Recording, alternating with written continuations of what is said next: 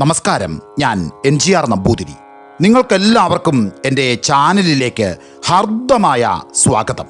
വിശ്വവിശ്രുതനായ കാളിദാസന്റെ ശാകുന്തളം എന്ന കഥയുടെ 5ാം ഭാഗത്തിലേക്ക് ഞാൻ എൻ്റെ കഥാപ്രേമികളെ ഒരിക്കൽ കൂടി കൂട്ടിക്കൊണ്ടു പോകുകയാണ്. അങ്ങനെ ദുഷ്യന്ത മഹാരാജാവിൻ്റെയും മാണ്ഡ്യവൻ്റെയും സംസാരത്തിനിടയിലേക്ക് കുലീനമായ പെരുമാറ്റ രീതികൾ ശീലിച്ചിട്ടുള്ള 2 ഋഷികുമാരന്മാർ കടന്നു വന്നു എന്നുവരെയാണ് നമ്മൾ കഴിഞ്ഞ ഭാഗത്തിൽ പറഞ്ഞു നിർത്തിയത്. അങ്ങനെ ആ ഋഷിവര്യന്മാർ അകത്ത് കടന്നു വന്ന് രാജാവിനെ താണു തൊഴും മുൻപ് രാജാവ് എഴുന്നേറ്റ് നിന്നു. ഭവാന്മാർക്ക് വന്ദനം, രാജാവ് പറഞ്ഞു. മഹാരാജാവ് വിജയിക്കട്ടെ, ഇരുവരും ഏകസ്വരത്തിൽ തിരിച്ചു പറഞ്ഞു. എന്നിട്ട് ആശ്രമത്തിൽ വളർന്ന വിശിഷ്ടമായ പഴങ്ങളുടെ ഒരു തട്ട് അവർ രാജാവിന് മുന്നിൽ സമർപ്പിച്ചു. അദ്ദേഹം വിനയപൂർവം അത് ഏറ്റുവാങ്ങിയിട്ട് ചോദിച്ചു, ഈയുള്ളവൻ എന്താണ് ചെയ്യേണ്ടത്? ആജ്ഞാപിച്ചാലും. സാഗരം മുതൽ സാഗരം വരെ വ്യാപിച്ചു കിടക്കുന്ന മഹാസാമ്രാജ്യത്തെ കാത്തുപരിപാലിക്കുന്ന ദുഷ്യന്ത മഹാരാജാവിനെ ഇവിടെ കാണാൻ കഴിഞ്ഞതിൽ ആശ്രമവാസികൾ സന്തോഷിക്കുന്നു. അവിടത്തെ മുന്നിൽ സമർപ്പിക്കുവാൻ ഒരു അപേക്ഷയുണ്ട്. ഋഷികുമാരന്മാർ പറഞ്ഞു. ആശ്രമവാസികൾ രാജാവിനോട് അപേക്ഷിക്കേണ്ടതില്ല, ആജ്ഞാപിച്ചാൽ മതിയാകും. കേട്ടറിവ് പോലെ തന്നെ അങ്ങയുടെ മഹത്വത്തിന് തിലകക്കുറിയാകുന്ന വാക്കുകൾ. ഇപ്രകാരം പറഞ്ഞ് ഒരു നിമിഷം നിർത്തിയതിനു ശേഷം ഋഷികുമാരന്മാർ തുടർന്നു. കണ്ണുതാതൻ സ്ഥലത്തില്ലാത്ത തക്കം നോക്കി രാക്ഷസന്മാർ ആശ്രമത്തിലെ യജ്ഞങ്ങൾക്ക് വിഘ്നം സൃഷ്ടിക്കുന്നു. അങ്ങ് ഏതാനും നാൾ സൂതനോടൊപ്പം ആശ്രമത്തിൽ വന്ന് താമസിക്കുമാറാകണമെന്ന് ആശ്രമവാസികൾ അപേക്ഷിക്കുന്നു. ഇതിൽ പരമൊരു സന്തോഷം ദുഷ്യന്തന് ഉണ്ടാകാനില്ല. വഴിഞ്ഞൊഴുകുന്ന ആനന്ദം മറച്ചുകൊണ്ട് ഉപചാരപൂർവം ദുഷ്യന്തൻ പറഞ്ഞു, പുരുരാജവംശവും രാജാവായ ദുഷ്യന്തനും അനുഗ്രഹീതരായി. അപേക്ഷ അനുവദിക്കപ്പെട്ടതിൽ നിറഞ്ഞ ചിരിയോടെ നിൽക്കുന്ന ഋഷികുമാരന്മാരോടായി രാജാവ് തുടർന്നു. ആവശ്യാനുസരണമുള്ള വില്ലും അമ്പുകളും തേരിൽ നിറച്ച് സൂതനോടൊപ്പം നാം അവിടെ എത്തുന്നതാണ്. ഭവാന്മാർ മുന്നാലെ തന്നെ വിട കൊണ്ടാലും. അങ്ങനെ ഋഷികുമാരന്മാർ പോയി കഴിഞ്ഞപ്പോൾ ദുഷ്യന്തനും മാണ്ഡ്യവനും പരസ്പരം നോക്കി ഹർദ്ദമായി ചിരിച്ചു. അല്ല, രോഗി ഇച്ഛിച്ചതും വൈദ്യൻ കുടിച്ചതും പാല് എന്ന് പറഞ്ഞ പോലെ തന്നെയായി ലേ തിരുമനസേ? ഒരു വലിയ കണ്ടുപിടുത്തം പോലെ മാണ്ഡ്യവൻ പറഞ്ഞു. എടാ മണ്ടൻ കഴുതേ, കോമാളി, അങ്ങനെയല്ല. രോഗി ഇച്ഛിച്ചതും പാല്, വൈദ്യൻ വിധിച്ചതും പാല് എന്നാണ്. അത് പറഞ്ഞുകൊണ്ട് ഇരുവരും പൊട്ടിച്ചിരിച്ചു.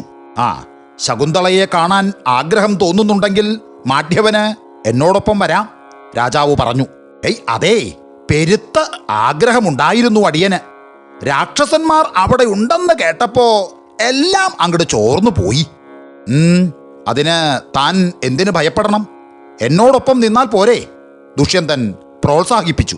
ആ സമയത്ത് ദ്വാരപാലകനായ രൈവതകം അകത്തേക്ക് പ്രവേശിച്ചിട്ട് പറഞ്ഞു, തിരുമനസ്സിന് ആശ്രമത്തിലേക്ക് പോകാനുള്ള പള്ളിത്തേരും സൂതനും തയ്യാറായി നിൽക്കുന്നുണ്ട്. അതുകൂടാതെ മറ്റൊന്നുകൂടി ഉണർത്തിക്കാനുണ്ട്. അരമനയിൽ നിന്ന് വലിയ തമ്പുരാട്ടിയുടെ അരുളപ്പാടും കൊണ്ട് കരഭകൻ മുഖം കാണിക്കാൻ കാത്തു നിൽക്കുന്നു.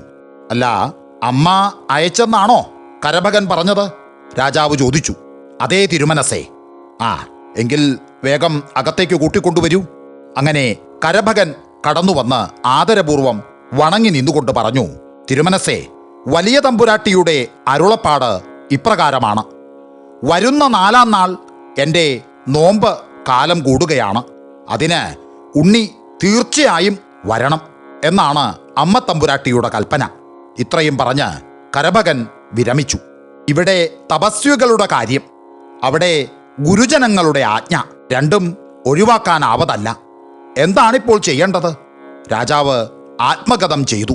അങ്ങനെ ചിന്താഭരിതനായ രാജാവ് ഒടുവിൽ ഒരു ഉത്തരം കണ്ടെത്തി. അദ്ദേഹം പറഞ്ഞു, മാണ്ഡ്യവ, അമ്മ താങ്കളെ കണക്കാക്കുന്നത് ഒരു പുത്രനെ പോലെ തന്നെയാണല്ലോ. അതുകൊണ്ട് താങ്കൾ ഉടൻ തന്നെ തിരിച്ചുപോയി അമ്മയെ കാണണം. ഞാൻ ആശ്രമകാര്യങ്ങളിൽ വ്യാപൃതനാണെന്ന് അമ്മയെ ബോധ്യപ്പെടുത്തണം. എനിക്ക് പകരം പുത്രസ്ഥാനത്ത് നിന്ന് പൂജാകർമ്മങ്ങൾ നിർവഹിക്കണം. അല്ല, അതിന് വിരോധമൊന്നുമില്ല. പക്ഷേ അടിയൻ ഈ രാക്ഷസന്മാരെ പേടിച്ച് സ്ഥലം വിട്ടെന്ന് അങ്ങക്ക് പരിഹസിക്കാൻ ഒരു ചാലുകൂടി തെളിഞ്ഞു അല്ലേ? ഇല്ല ഇല്ല മാഠ്യവ, താങ്കളെപ്പോലൊരു ധീരനെ കുറിച്ച് അങ്ങനെ ആർക്ക് പറയാൻ കഴിയും? അതപ്പ നന്നായേ, ദേ പറഞ്ഞു കഴിഞ്ഞുള്ളൂ, തുടങ്ങി പരിഹാസം. മാഠ്യവൻ പരിഭവിച്ചു. എന്തായാലും തിരുമനസ് പറഞ്ഞതുപോലെ അടിയൻ മടങ്ങിയേക്കാം. എന്നാൽ ഒരു വ്യവസ്ഥയുണ്ട്. രാജാവിൻ്റെ അനുജന്റെ യാത്ര പോലെ വലിയ കൊഴുപ്പോടെ ആയിരിക്കണം അടിയൻ്റെയും എഴുന്നള്ളത്ത്. സമ്മതിച്ചു. ഇളംകൂറായി ചമഞ്ഞ് തന്നെ പൊയ്ക്കോളൂ. ആവശ്യത്തിനുള്ള ആളെ കൂട്ടിക്കോളൂ, ദുഷ്യന്തൻ പറഞ്ഞു. അല്ല, തിരുമനസിൻ്റെ അറിവിലേക്ക് ഒരു കാര്യം കൂടി പറയാനുണ്ട്. അമ്മയോട് ഞാൻ ചെന്ന് പറയുമ്പോൾ ഉണ്ണി ആശ്രമകാര്യത്തിൽ മാത്രമാണെന്നും അവിടെ ശകുന്തള എന്നൊരു അപ്സര കുമാരി ഇല്ല എന്നും പ്രത്യേകം ഞാൻ പറഞ്ഞേക്കാം. ഓടി രക്ഷപ്പെടും മുമ്പ് മാഠ്യവൻ ഇത്രയും കൂടി പറഞ്ഞു. അത് കേട്ട് രാജാവ് അമ്പരന്നു പോയി. ഈ വായാടി എല്ലാം കൊട്ടാരത്തിൽ പറഞ്ഞ് പരത്തും. അദ്ദേഹം ആത്മഗതം ചെയ്തു. ഇത്രയും പറഞ്ഞുകൊണ്ട് കാളിദാസന്റെ ശാകുന്തളം എന്ന കഥയുടെ 5ാം ഭാഗം തൽക്കാലം ഞാൻ ഇവിടെ നിർത്തുകയാണ്. ഈ കഥാഭാഗവും നിങ്ങൾക്ക് ഇഷ്ടമായെങ്കിൽ തീർച്ചയായും നിങ്ങൾ ലൈക്ക്, ഷെയർ, സബ്സ്ക്രൈബ്, കമൻറ്റ് എല്ലാം ചെയ്യുമെന്ന ഉറച്ച ഒരു വിശ്വാസത്തോടെ തൽക്കാലം നിർത്തുന്നു. എല്ലാവർക്കും ഒരിക്കൽ കൂടി എൻ്റെ നന്ദി, നമസ്കാരം.